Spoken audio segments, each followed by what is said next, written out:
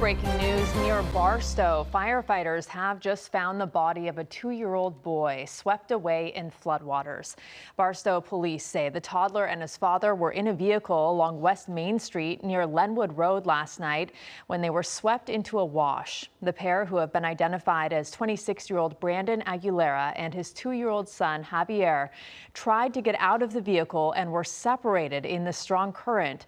The toddler swept away. An evacuation warning in effect for the communities of Forest Falls, Angeles Oaks, Seven Oaks, and the Oak Glen area because of the potential for pop-up storms and more flooding and mud flows. The area already hit hard by yesterday's storms.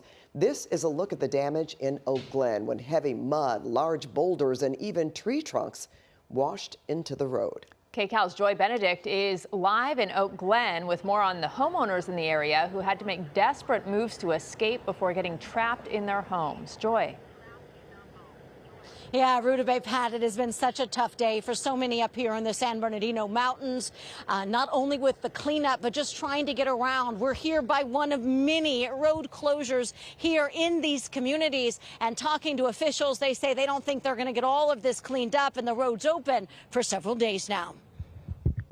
Tell you what, it is raining like a son of a gun. The rain fell fast, and its wrath ferocious. Mud started coming through the window as I was trying to get my dog out of the crate, broke the door, and then it was just game over from there. Ian Johnson was trapped when mud flowed through his home in Forest Falls. There's nothing I could do. I got swept and pinned against the door with a log in the couch, and I was stuck against the door screaming for my friend to come help me, but he was screaming because he was stuck on the side of the house getting swept away. The morning after, he and his wife came back with friends, now trying to salvage anything they can. I'm probably most thankful because my kids weren't here.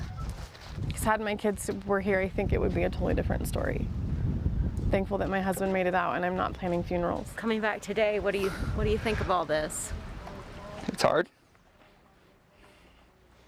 I worked hard for all this and it's gone. Simple as that.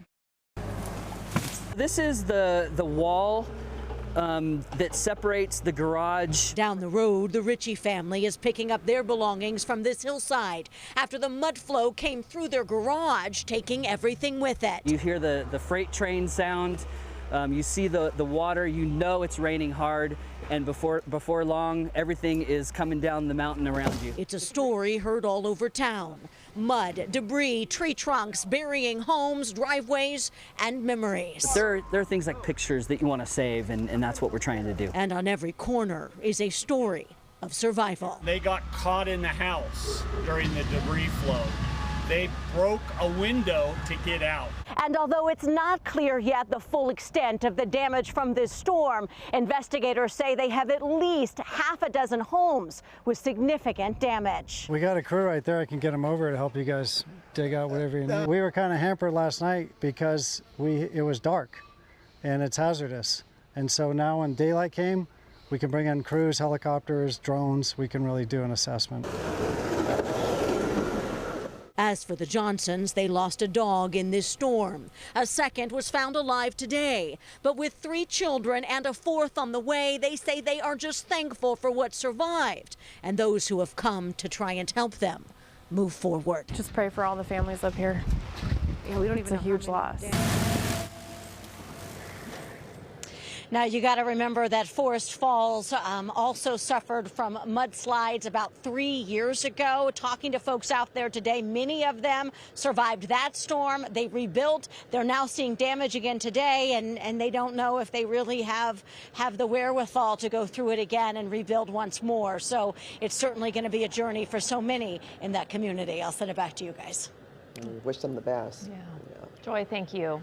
And we are keeping a close eye on the next weather radar tonight for any pop-up storms in our mountains and deserts. Well, meteorologist Evelyn Taft has an update for us on the next weather alert. What do you see, Ev? And yeah, with that, Pat and Rutabaga, we are still seeing a little bit of activity on radar. And because of that, we're still under a next weather alert through 8 p.m. tonight for our mountain and our desert communities. Walk with me and I'm going to show you radar right now. We just got a little sneak peek at it, but I want to take a closer look and show you where that moisture is right now. So we're looking at a little bit of cloud cover in our mountains, but we're also looking at a few showers continuing to come in over our mountain and desert communities. Nothing heavy, nothing major, and the chance is still with us for the next couple of hours before things really start to calm down by the time we hit the weekend. We still could see a little bit of residual moisture over the weekend, but by next week, there's another significant chance of tropical moisture that could affect our forecast, and we're going to talk more about that coming up in your full next weather forecast in just a few.